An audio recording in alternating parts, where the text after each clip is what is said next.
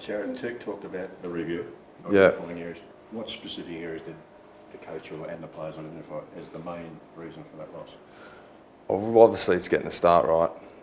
Anytime a team puts that scoreboard pressure on you, you got to sort of try and stem the momentum and get it back your way. So that was probably the main thing we just talked about, stemming the flow and trying to get it back on our terms a bit earlier, maybe 1 or 2 goals instead of 6, 7. So yeah, it's about probably stemming that flow that the opposition have and trying to get it back swing that pendulum back in our favour. So.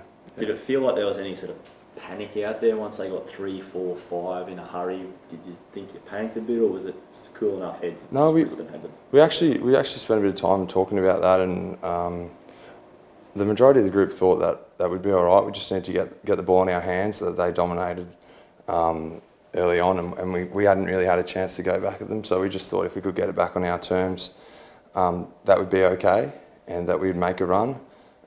Unfortunately, we just let that lead get out too far. Yeah. What about for you? It was your first game in SUNS colours, official round 1 game, and to come out with that disappointing result, how did you feel after the game? Yeah, obviously it is disappointing to lose, but at the same time, I think we'll take a lot out of it. It's only early days. You've got to stress it's only round 1, so we've got a lot of time to turn it around.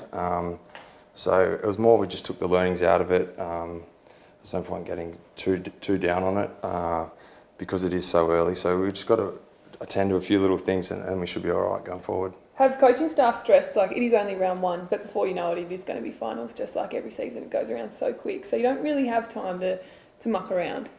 No, I guess you do want to get off to a good start, and we probably let one go. There, Brisbane play quality football. You can't deny that. They start the game really well. But yeah, we would obviously like to turn it around as quick as possible and get a winning record back starting this weekend down in Sydney. So yeah, it's definitely the goal. Jarrod, pardon my ignorance, have you played any of the big derbies in Melbourne, like against Essendon? Yeah, I played an Anzac Day game, a few games against Carlton, Richmond, so I've played in a few. Well, obviously the atmosphere wouldn't have been the same here as the Anzac Day game, but did you feel any intensity there, any real rivalry between Brisbane and Gold Coast? Yeah, I think the way that it was brought up, and then round 1, just being round 1, and the way that's all built up, and you look that you're playing Brisbane for a couple of months, you're preparing for that. I think that weighs a bit of weight to the game, and yeah, obviously you want to win your derby. That's big anywhere. But I would say the atmosphere even still was quite good. The supporters came out, and even though it wasn't the biggest crowd, it was still quite a good atmosphere there. And you could definitely feel the crowd was getting into it at times when we were making a run there. So I think the atmosphere was pretty good, to be honest. How did you rate your own game on Saturday night? Obviously, I would have liked to have done a bit better, but I thought it was a solid start. Steph Martin's a quality player, and he has been for a while. So it was good to go head-to-head with one of the best early, and I'll just look to build from there. Yeah, it's only early on, so it was solid, but I would have liked to have been a bit better. Yeah. Obviously, the changes. How do you find the sort of third man up rule and being able to sort of take that responsibility all to yourself? Yeah, I quite like it. It's quite good knowing that you've only got to go up against one person. You don't need to worry about too much of what's going on behind you or someone kneeing you in the side or the back or anything like that. So, I mean, in that sense, it's pretty good.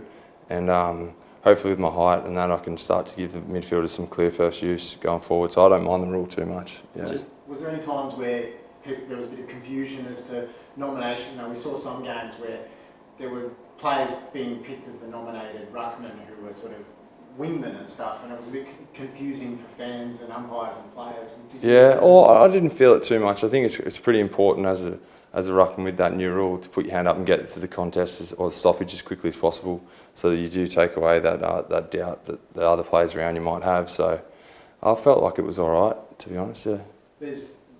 Obviously the rule means that it's a one-on-one ruckman, but a lot of people now feel like the traditional just only tap ruckman might actually die. You need to have some sort of second part to your game. You need to go forward and kick goals, or you need to cover the ground and get possessions.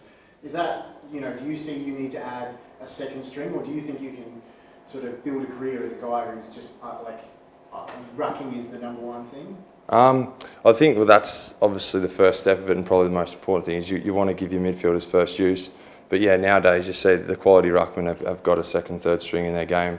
Whether, like you said, it is going forward, following up the ball really well around, giving your midfielders a chop out here and there for a few clearances or tackles or blocks and things like that. I think you do have to bring that side of your game as well if you want to, especially elevate yourself to the top 5 in the competition. Yeah, definitely. You touched earlier about playing against one of the best in Steph Martin. It doesn't get any easier this week going up against the big mummy down in Sydney. Yeah. Does it excite you playing against those big names and challenging yourself against the best? Yeah, absolutely. It's awesome to play quality players early as well.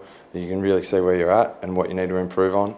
So I'll be thriving to get out there against Mumford. I've had a few battles with him in the past, so I'm really looking forward to getting out there and playing against him. And what have you learned from those battles, and what are you going to bring to this game to try and get the upper hand? Obviously, he's quite strong and quite physical, so first things first, try and match him there, and then depending on how the game's going, things like that, potentially get forward or just try and follow up and have an influence around the ball.